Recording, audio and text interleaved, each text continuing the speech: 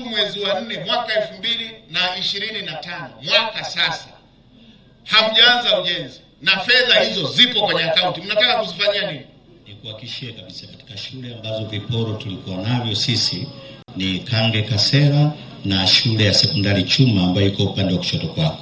Watu wa Chongoleani wanaendelea na kazi, walichelewa kutokana na sababu mbalimbali zilizowapelekea wakuu wa shule na wale wasaidizi wao kuhamishwa. Kwa hiyo ni shule ambayo ina changamoto ambazo zingine siwezi kuzieleza hapa hadharani, nisamehe sana Mheshimiwa Waziri Mkuu, lakini kwa uwezo wangu, taaluma yangu, siamini kama tutashindwa kumaliza kwa wakati shule husika. Naomba radhi sana. Ujenzi wa matundu ya vyoo, mmepokea fedha tangu tarehe 3 mwezi wa 4 2025 mpaka leo, fedha mnazo na vyoo hamjajenga. Mnataka kuzipeleka wapi fedha hizo? Watoto wanahangaika vyoo na fedha mnayo. Mheshimiwa Waziri Mkuu, mimi kwa muda niliopo, nina mwaka mmoja na miezi miwili, nimekuta viporo mbalimbali 96 vya mwaka 17, 18 na 19. Kwa hiyo tulipelekea juhudi kubwa kumaliza viporo hivyo 96 vinavyogharimu zaidi ya bilioni 17. Uko peke yako? Hapana, siko peke yangu kwa sababu ni viporo vya zaidi ya miaka 6. Mnakuaje na viporo na kila siku mko ofisini?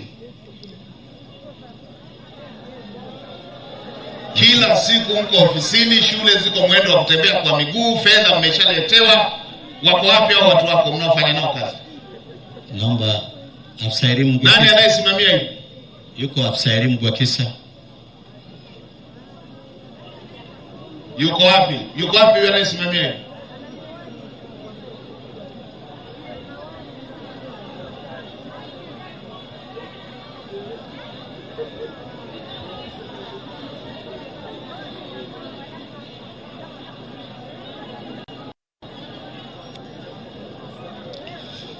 Asante Mheshimiwa Waziri.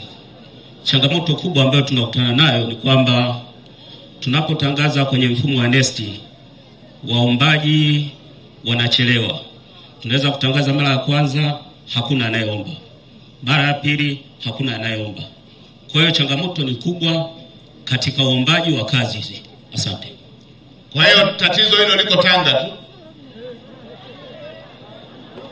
Mbona kwingine sijakuta fedha zimekaa mwaka mzima na hazijafanya kazi?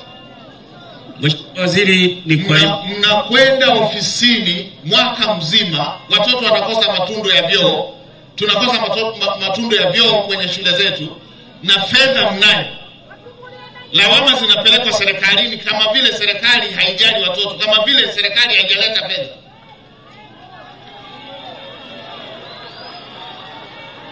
Na ninyi mnatoka mkanda nje, mmependeza, watoto hawana matundu ya vyoo.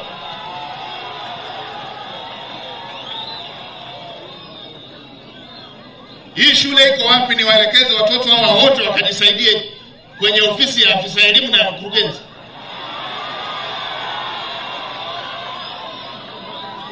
Mnakaaje na fedha mwaka mzima? Matundu ya vyoo, matundu ya vyoo.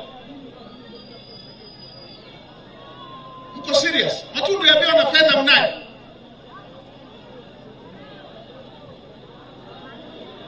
Waziri, fuatilia hii taarifa wanayoisema. Fuatilia hii taarifa wanayosema, ukikuta wamedanganya chukua hatua. Huu uzembe ndio uzembe ambao hatutaki watumishi wetu waendekeze kwenye maeneo. Fuatilia, ujiridhishe na hii taarifa inayotolewa. Ukikuta wamedanganya, huu ni uzembe ambao hauvumiliki, chukua hatua. Na nirejee, nimesema na pale Mkinga, hii habari ya shule haina matundu ya vyoo. Nimesema kabla bajeti hazijapita, halmashauri zote, na nimesema waziri waandikie barua kabisa ili iwe kwenye kumbukumbu, halmashauri zote, majiji, manispaa